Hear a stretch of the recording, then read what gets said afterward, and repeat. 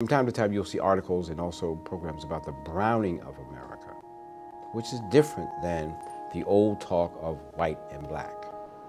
And that's the kind of Washington, D.C. that I perceive in the next 20 years or so. And when you come back, it's going to be a totally different place. But above all, the key feature is that there basically are not going to be any poor people here.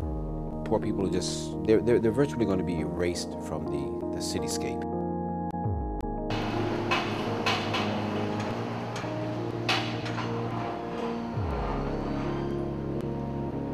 So this building here is called Constitution Square. There's actually 3 buildings on this block. There's 2 office buildings on the other side, and this is the residential building. Hi, my name is Jamie Brott. I am the Transportation and Planning Manager for the NOMA Business Improvement District, and we are in the heart of NOMA right now at L Street and 2nd Street Northeast. It runs essentially from Union Station up to the New York Ave Metro Station. Gentrification is effectively the opposite of ghettoization. What we mean by that is that you have new people coming into the community, but what's unique about them is that there's a segment of that group who are of a different social class level, and they may also be of a different race. Right, along 1st Street, further up, there's a Hilton Garden Inn Hotel. So you have the Hilton Hotel there, and then up here on the 7th floor, you're going to have a pool deck for the apartment units. As you've had different types of gentrifications transpiring, which means people moving in and upgrading neighborhoods, you also have had people not so much run out of the neighborhood or displaced, so much as being priced out of the neighborhood. I want to be careful not to make it sound like yes, we're definitely causing gentrification here, because I don't believe that that's true within NOMA. Down there towards the corner is going to be a Harris Teeter grocery store. And so where you see these big, we call them storefront glass windows, that's going to be all grocery store space. Most of your gentrification is a rolling gentrification that has happened in the section to the east of, just to the east of Rock Creek Park. It's rolled on across to, say, Georgia Avenue, and then farther to North Capitol Street, Capitol Hill. The alternative is not growing at all and keeping the status quo.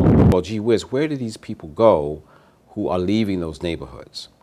The answer is, to a certain extent, Washington is a net exporter of poor people now. If you want to find poor people, you go around the edge of the city. You go around just outside of the city limit, and you will see a ring. And the ring will stop with Rockville, okay? But if you start, say, in certain segments of Silver Spring, and go all the way around the Beltway to the Wilson Bridge, and then a little bit in Alexandria and Arlington, that's where most of the poor people will be. And then also down U.S. Route 1 in Virginia and U.S. Route 1 in Maryland. And in Washington, you're just not going to see poor people. I think there's a lot of people from out of town, from a lot of foreclosures out here. You know, it's outrageous. You know, at one time you would look at D.C., over in D.C., the average, some of the places, even when you come across in Oxon Hill here, in Prince George's, you were talking about $80,000. Now, some of these, in the last 5 years, these houses then jumped up to $500,000, $600,000. If you're poor or very poor, and you're moving out to a suburban jurisdiction, then it means that they're going to have to provide extra services for you. You will be more inclined to have, say, more children.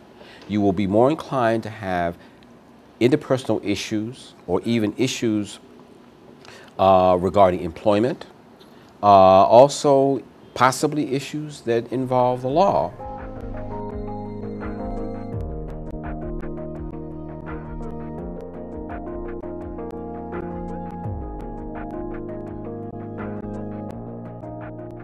People tend to go directly, if you look at it from a geometry point of view, directly towards the nearest border.